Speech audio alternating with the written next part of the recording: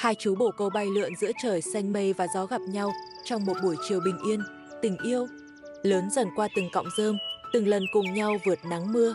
Rồi một ngày, trong tổ ấm nhỏ, một quả trứng xuất hiện.